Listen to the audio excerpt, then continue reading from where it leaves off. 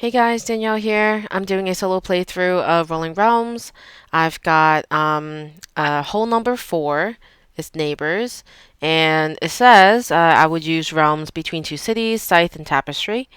Rule changes. For each realm, after you fill a marker space for the first time, you have to fill in or mark spaces that are orthogonally adjacent to a space that's already filled and marked. So that's up, down, left, and right, not diagonal. Alright, so scythe. Rule for that one. So when you mark a top and bottom number, the bottom number doesn't have to be a previously marked number. And for tapestry, it is enough that one small square of a full shape you fill out neighbors one previously filled small square. And the goal here is to get a score of at least 14. So we'll see how that turns out. Um, I have tried to play this total of 5 tries. I do want to give it one more try before I move on to the next hole, and then we'll see what happens. All right, so let's see what the first roll is going to be. So 1 and a 6.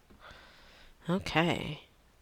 Off to a strong start. I could definitely use the 6 here on tapestry, so let's do that. So we get a coin. And then the 1, I think I'll use right off the bat here in the middle. Okay, let's see what the next roll is. 1, 3. Huh. So I think we'll use the 3 here, gain a heart, and we'll use the 1 here, gain a coin. But then I will also mark that one by crossing out the heart and gaining that star. Oh, I should probably explain what each of these do. So let's pause here and do that. Between two cities, fill a square. Same numbers can't be orthogonally adjacent.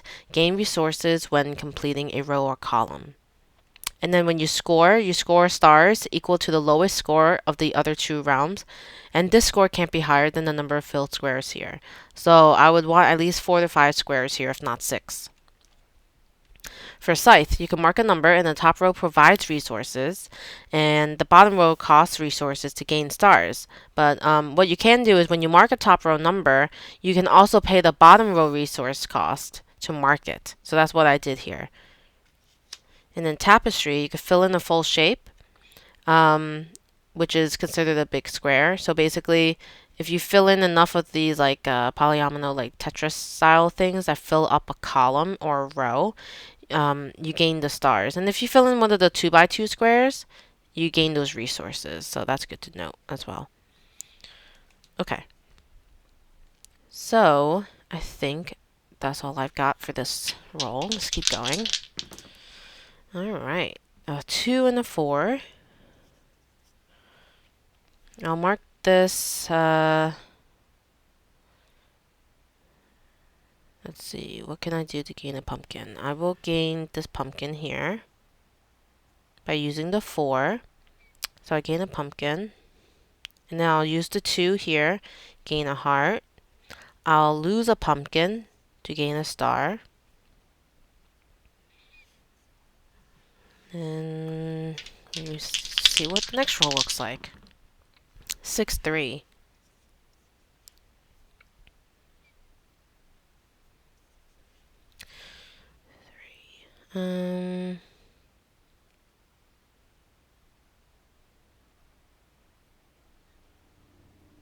Okay, I'll do this one, gain a heart, and then a star. So that's the 3. And for the 6, I'll put that here. Okay. We have a 1 and a 2. I do need the 2 here, so I will mark 2, gain a coin. And then for the 1, I'll mark this one. Okay. 1 and a 3. For the 3, I'll mark this, gain a pumpkin. I'll mark this and lose a coin, so I could gain that star. And then for the 1, I'll mark it here, and I'll gain a pumpkin and a star. I'm sorry, a pumpkin and a heart. And I think that'll be it. Let's keep going here. 3, 4.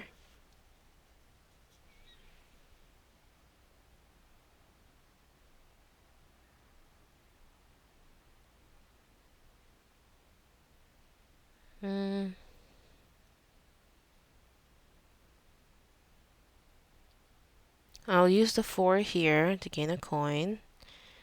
I'll lose a pumpkin, so I can mark that star. And then the 3 I think I'm going to want to change to a 2. Oh shoot, but I used a pumpkin and I don't have a... Okay, so I'll use this 3 here. Gain 2 coins. And then I'll utilize and gain a die value that I could use on Tapestry. So I need to gain a 2, I think. So I'll gain a 2. 1, 2. And I'll use that 2 right here. Now that I filled that one out, I gain a pumpkin. And then I gain this column, which gives me a star. Okay. It's a 2 and a 5.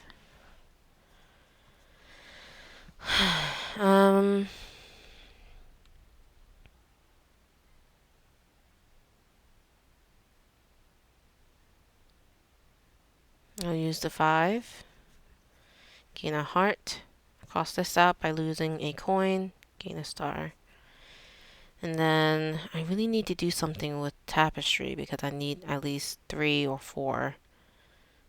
So I'll have a 2.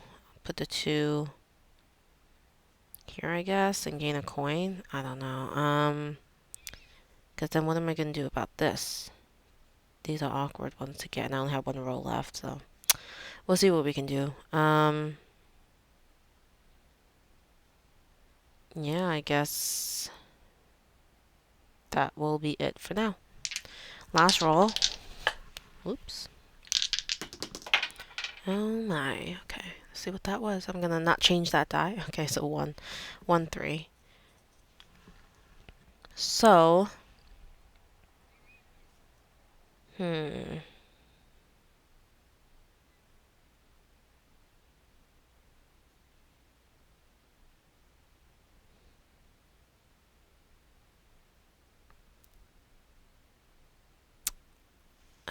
this is tough. I don't think there's much I can do.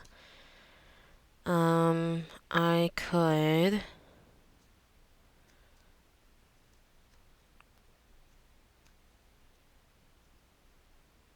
Yeah, I don't think there's anything that could maximize my score here, unfortunately.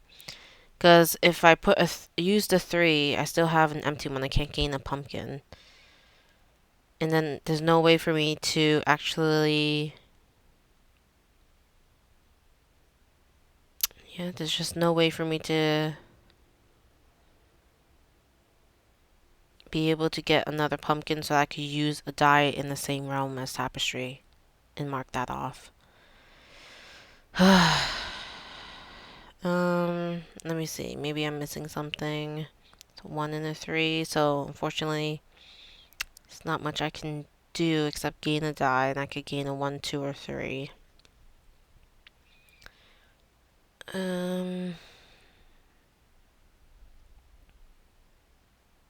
Yeah. I just mark 3. Like that. Doesn't get me anything, and I'll use the 1 here. And unfortunately, that's it. So let's see, the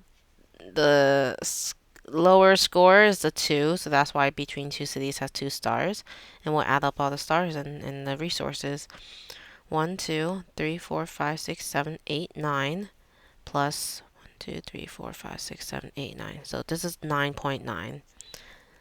So there you go. I did not reach the 14 points I was required to pass this course. Yeah,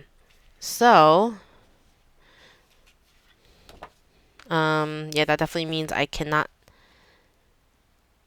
I don't know, maybe I'm missing something.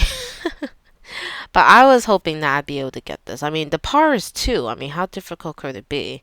Maybe my rolls just suck. I don't know. Um, but anyway, that was a pretty quick round, I guess, of Tapestry. Honestly, I'm curious if people have been able to do this one because this is my sixth try, I think, and I'm nowhere close to getting 14. And really, I guess it could just be the look of the roll. I think one mistake here was scythe. I started filling in on the left, which means I can only go to the right.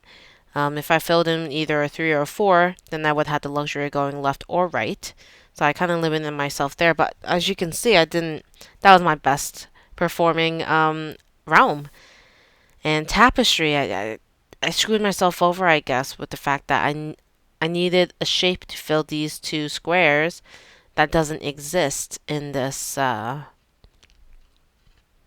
with these options. So I'm willing to do it one more time, but otherwise I'll probably just move on to the fifth course, which is called Birds of a Feather.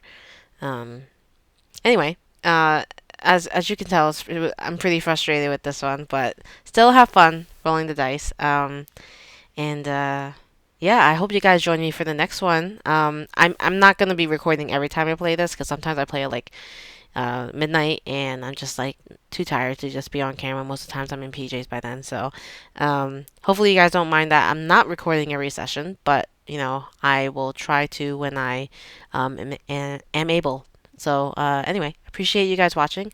Let me know if you ended up passing this course. I'm so curious if I'm the only one with this issue.